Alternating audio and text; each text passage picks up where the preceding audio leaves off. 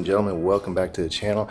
And today's video we're going to be talking about the brand new Sony FX2. Now that the dust has settled, it's been out a week, I'm going to kind of give you my thoughts and my impressions on that camera.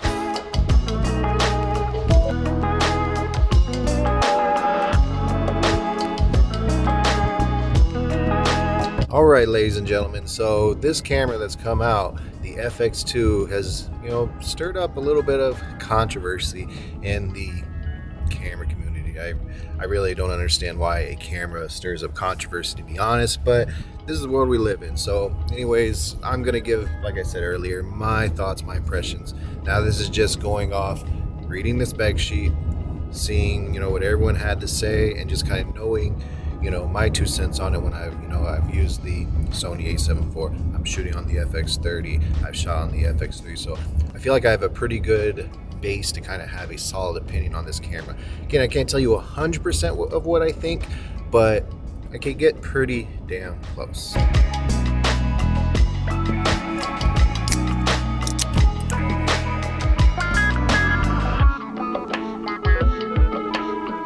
Alright, so my first perspective is going to be from a business / brand perspective for Sony.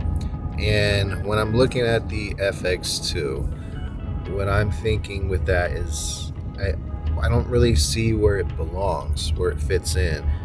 I don't see the rationale for making this camera. This does not move the needle for Sony. This does not help you keep up with the likes of what Panasonic's been doing or what Nikon's been doing, even what Canon's been doing. They dropped, because that was a year ago, the R5 Mark II and the R1. So really, it doesn't help you keep up with the likes of a Panasonic or a Nikon.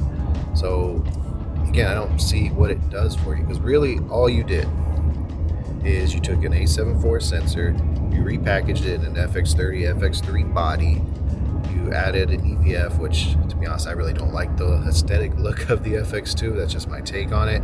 You moved the fan and you raised the second base ISO from 3200 to 4000, which is nice. I'll give you that's nice. And yeah, but you still have the 4K 60 crop. Okay, you still have not very good rolling shutter from what I've seen. It's going to take amazing photos because it has the A7 IV sensor. It already takes amazing photos. You added all the AI autofocus features, you update all the software, all that stuff, which is great. But again, I just don't, from a brand, from a business perspective, I just don't see where this thing fits. I mean, you can agree, you can disagree, that's fine, but just looking at it, I just don't see how it belongs.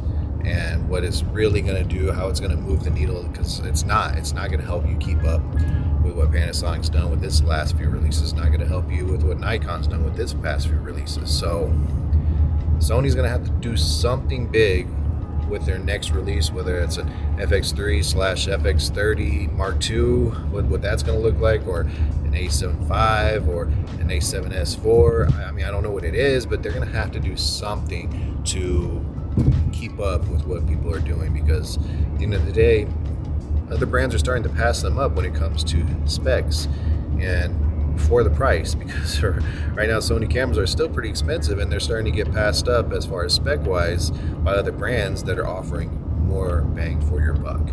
Now I know specs don't always matter, I 100% agree with that, but for a lot of consumers they do matter. So Sony really has to think about that as a business, in my humble opinion.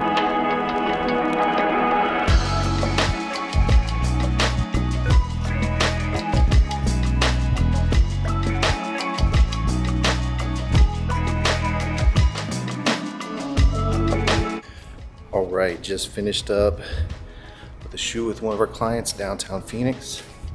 So now let's start talking about what I think of it FX2 just as a camera. So just as a camera, I think it's a beast. It's still going to be able to produce high quality video, because the A7 IV and the A7C Mark II can all produce great high quality video. Yeah, it has the 4K 60 crop, but regardless, it still shoots really good video. And number two, you're getting amazing photo quality with that 33 megapixel sensor. And then number three, I didn't really list these out, but whatever, I'm gonna do number 1, 2, and 3. Number 3, you're getting that FX3, FX30 style body. So the overheating issue should be negated at this point. So at the end of the day, is the FX2 a good camera? I mean, yeah, from, you know, outside perspective looking, yeah, it's a good camera. Like I said earlier, it just kind of, brand business wise, to me, it just doesn't make a lot of sense. But overall, the camera itself, yeah, it's going to be a beast of a camera. It's going to do well.